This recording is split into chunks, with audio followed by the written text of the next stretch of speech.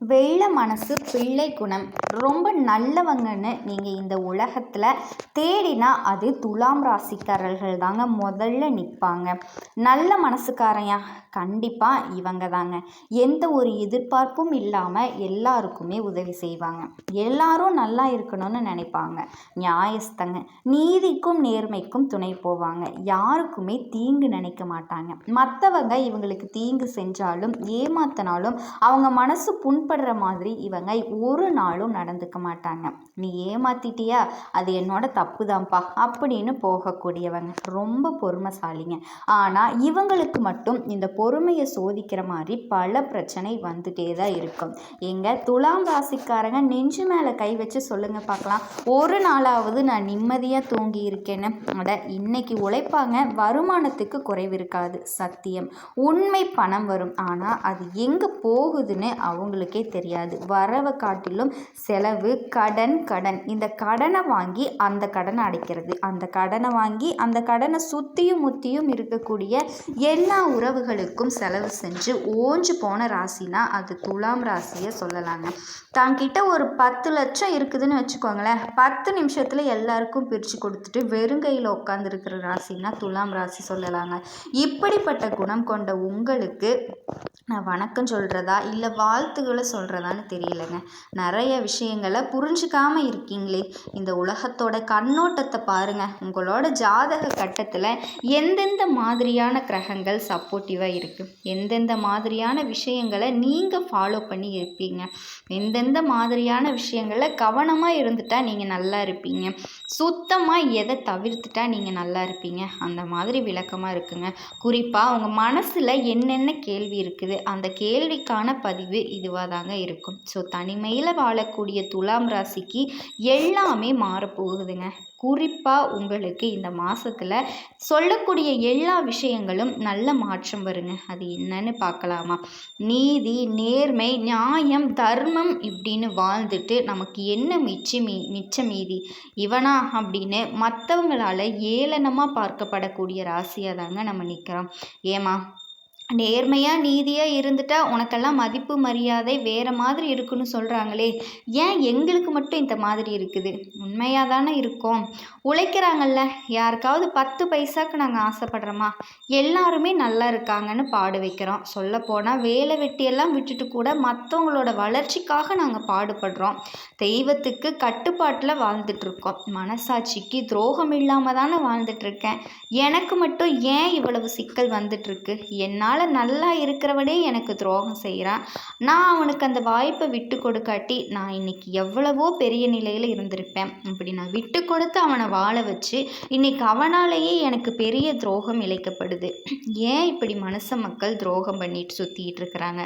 இல்லை எல்லாருக்கும் நல்லா தான் இருக்கா, எனக்கு மட்டும் இப்படி இருக்கா? என் தலையில் என்னதான் கடவுள் எழுதி வச்சிருக்கிறாரு? என்னை இப்படி கஷ்டப்பட விட்டுட்டாரு. ஸோ எத்தனை நாளைக்கு தான் கஷ்டப்படட்டும்? என்னால் மற்றவங்க கூட சுயநலமாகவும் இருக்க முடியலையே. ஏன் இதுக்கெல்லாம் பதில் சொல்லட்டுமா? துலாம் ராசியை பொறுத்த வரைக்கும் உலகம் முழுக்க நியாயத்தை தேடக்கூடிய நல்ல மனசு கொண்டவங்க. எல்லாருக்கும் சமநிலையாக யோசிப்பீங்க. எல்லாருக்கும் எல்லாம் கிடைக்கணும், எல்லாரும் நல்லா இருக்கணும், ஏற்றத்தாழ்வே இருக்கக்கூடாதுன்னு நினைக்கக்கூடிய நல்ல மனசு, உதவி செய்யக்கூடிய குணம். ரொம்ப அழகாக இருப்பீங்க. கலை திறமையில், பேச்சு திறமையில் ரொம்பவே புத்திசாலிங்க. ஆனால் தன்னோட திறமைகளுக்கு கூட மற்றவங்களுக்கு பாதிப்பு வர முடியாத அளவுக்கு வெளிப்படுத்தாமல் இருக்கிறதும் நீங்களாக தாங்க இருப்பீங்க. இதுதான் துலாம் ராசியோட அடையாளம். பேசுனா மக்களோட மனசை ஈர்த்துருவாங்க.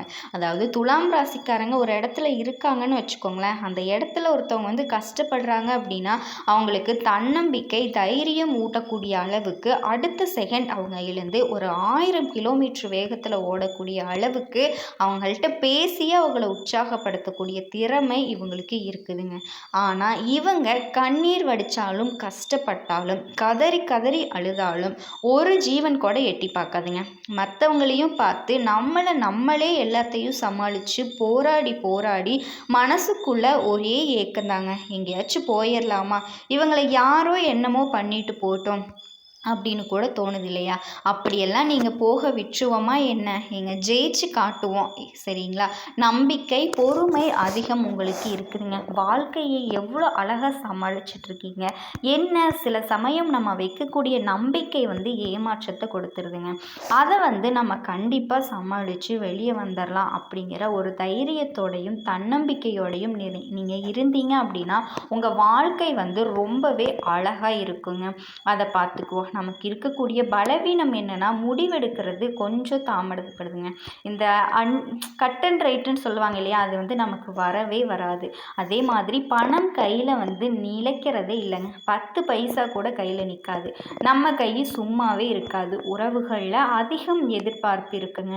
என்ன எதிர்பார்ப்பு? பணம் கொடுப்பாங்க, காசு கொடுப்பாங்கன்னா இல்லை அன்பை எதிர்பார்ப்பாங்க, ஆதரவை எதிர்பார்ப்பாங்க, நமக்கு முன்னுரிமை கொடுக்குறாங்களா அப்படின்னு எதிர்பார்ப்பாங்க. இவ்வளவு தாங்க. ஸோ துலாம் ராசியை பொறுத்த வரைக்கும் இந்த கஷ்டத்துக்கு எல்லாம் முதல்ல நான் எந்த தெய்வத்தை வழிபாடு செய்யணும், எனக்கு என்னோட பிரச்சனையெல்லாம் மொத்தமாக தீர்ந்துடணும் அப்படின்னு சொல்கிற மாதிரி வாயு புத்திரனுங்க அனுமன் தான் உங்களுடைய அதிர்ஷ்ட தெய்வம். அனுமனை வழிபாடு செய்கிறதுனால சனி பாதிப்பு குறையும். இப்போ எவ்வளவோ பிரச்சனை சொன்ன துலாம் ராசிக்கு, இவ்வளவு பிரச்சனையும் அடுக்கடுக்காக இருக்குது அப்படின்னா முதல் கிரகமான யாருடைய பாதிப்பு அதிகமாக இருக்கும் அப்படின்னா சனி பகவானினுடைய பாதிப்பு. ஸோ தைரியத்தில், சிரமங்களை எதிர்கொள்கிறதுல, கஷ்டங்களை வெல்றதில் இந்த அனுமனுடைய வழிபாடு உங்களுக்கு பலன் கொடுக்குங்க. அதே மாதிரி பணம் நம்ம கையில் தங்கிறது துலாம் ராசி பெரும்பாலான துன்பத்திற்கு காரணங்க. ஸோ பணம் வரணும், நிலைக்கணும், செல்வ நிலையில் மேம்பாடு அடையணும், வீட்டில் அமைதி இருக்கணும், அதிர்ஷ்டம் வரணும், வருமானம் பெருகணும், பாக்கியம் அதிகரிக்கணும் அப்படின்னா நீங்கள் வழிபாடு செய்ய வேண்டியது வெள்ளிக்கிழமை தோறும் மகாலட்சுமி அம்மனை வழிபாடு செய்யணுங்க.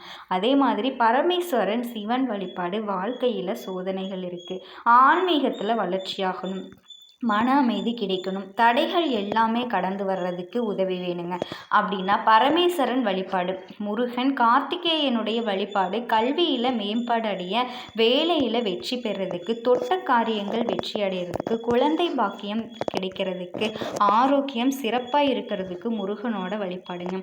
அதே மாதிரி தினசரி காலை நேரத்தில், சூரிய உதய நேரத்தில் அனுமான பிரார்த்தனை பண்ணுங்க.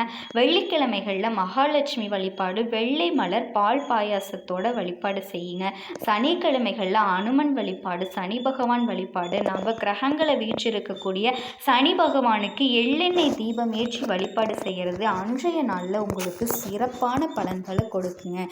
இதுவரைக்கும் துலாம் ராசி பட்டுட்டு இருந்த கஷ்டங்கள், வேலையே இல்லை, எல்லாரும் வேலைக்கு போகிறாங்க, என்னால் ஒரு வேலைக்கு போக முடியல, கண்டிப்பாக இப்போ உங்களுக்கு பிடிச்ச மாதிரி உங்களுக்கு ஏற்ற சம்பளத்தில் வேலை கிடைக்க போகுதுங்க.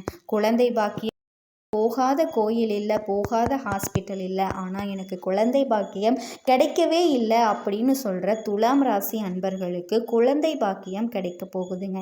இத்தனை நாள் நீங்கள் எதிர்பார்த்துக்கிட்டு இருந்த வாழ்க்கை இன்னைக்கு கிடைக்க போகுதுங்க.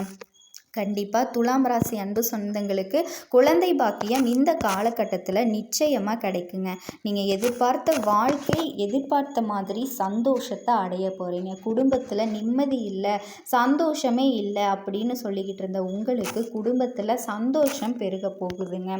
பிள்ளைகளால் உங்களுக்கு நன்மை உண்டாகும். பிள்ளைகளோட படிப்பு, கல்வி விஷயத்தில் ரொம்பவே கவனம் செலுத்தி அவங்க நல்ல ஒரு நிலைக்கு முன்னேறி வருவாங்க. வீடு இல்லை, இத்தனை நாள் நான் வாடகை வீட்டில் தான் இருந்துகிட்ருக்கேன் அப்படின்னு சொல்லக்கூடிய உங்களுக்கு புதிய வீடு கிடைக்கக்கூடிய, புதிய வீடு, பூமி, நிலம் வாங்கக்கூடிய அமைப்பு ஏற்பட்டிருக்குதுங்க. கண்டிப்பாக இந்த காலகட்டத்தில் நீங்கள் புதுசாக வீடு வாங்குறது, வண்டி வாகனம் வாங்குறது, இந்த மாதிரி விஷயங்களை கண்டிப்பாக செய்வீங்க. தொழிலில் முன்னேற்றம் அடைவீங்க. வியாபாரிகளை பொறுத்த வரைக்கும் வியாபார நுணுக்கங்களை தெரிஞ்சுக்கிட்டு கண்டிப்பாக நல்ல ஒரு நிலை ஏற்படுறதுக்கான வாய்ப்பு இருக்குங்க. எந்த ஒரு விஷயத்துலையும் தடை தாமதம், நான் ஒரு விஷயத்தை செய்யணும்னு ரொம்ப நாளாக நினச்சிட்டே இருக்கேன், ஆனால் அது எனக்கு தடையாயிட்டே இருக்குது அப்படின்னு சொல்லக்கூடிய விஷயங்கள் எல்லாமே இப்போ முடிய போகுது.